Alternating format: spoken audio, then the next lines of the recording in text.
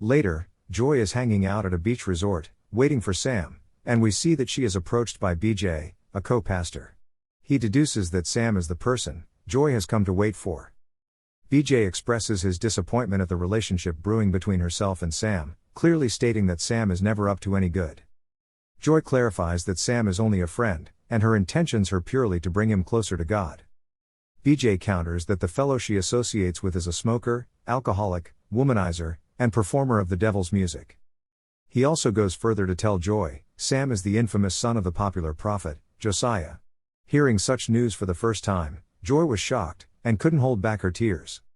When Sam finally comes along, she informs him that she could no longer continue with their friendship.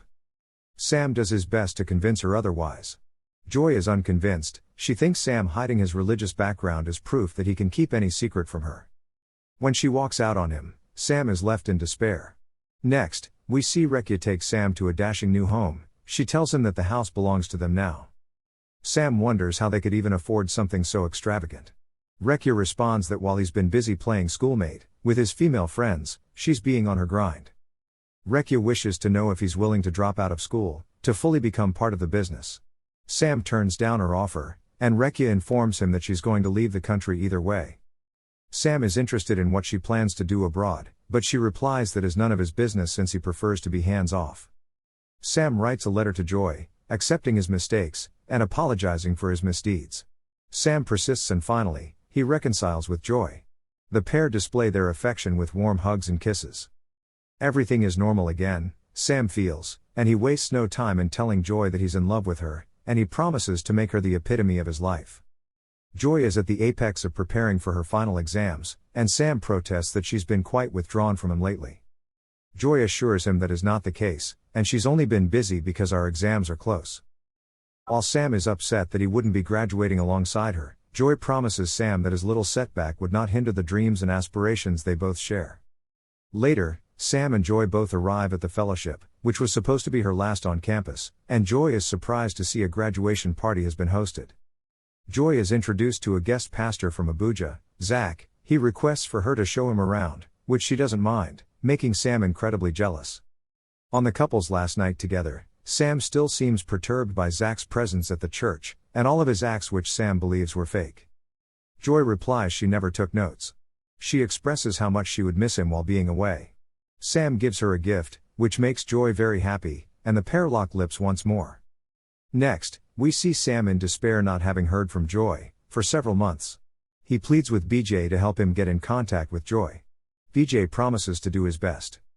Once again, BJ is approached by Sam, who he's been trying to avoid. BJ this time around wastes no time disclosing that Joy and Zach are now a married couple. Sam loses his mind learning that Joy is now married. Teju comes to see Sam, and she's heartbroken seeing Sam in the state that he's in. She encourages him and also helps him get back on track with his schoolwork. They become closer than ever, and in a quick time lapse, we see that Sam and Teju become a couple. The pair is complimented by a co-member of their current church before Sam is informed that the bishop's wife wants a word with him.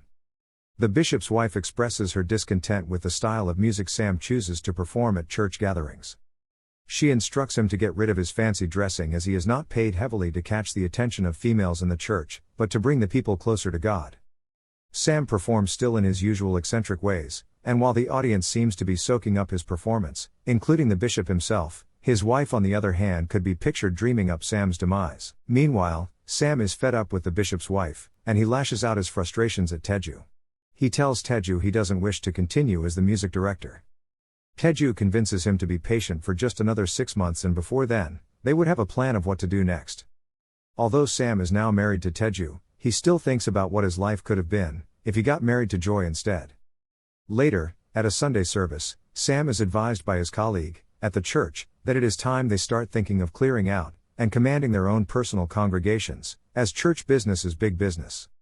After the service, Sam and other church staff receive another backlash from the bishop's wife, who feels her instructions are taken too lightly by the likes of Sam. She clamps down on their incompetencies and rudely dismisses them. Although before leaving, Sam is warned by the bishop that he would be under investigation for his sexual demeanor with young females in the church. Teju is bewildered by the information, resulting in a fight between the couple.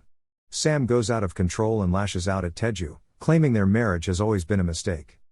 When the storm settles, Sam and Taeju get back together, but on the other hand, Sam is perturbed by a lady, who's currently carrying his child. Later Taeju receives a letter mailed to Sam. It was from the lady Sam had knocked up, and in the letter, she wrote that she had decided to go ahead with what Sam wanted. Taeju keeps this knowledge a secret from Sam. Next, we see that Sam receives a call from Rekya. He's excited to learn that Rekya is now back in the country. Sam is astonished by Rekya's current status. Rekya tells him she took a lot of risks to transport some illegitimate goods abroad, but now she just does music. Rekya, on the other hand, is amazed Sam chooses to work in a church. She also advises him to start a church, as he would profit a lot, financially from it. Sam, at night, informs Taeju that he heard from God, and God wants him to start his personal journey into ministry.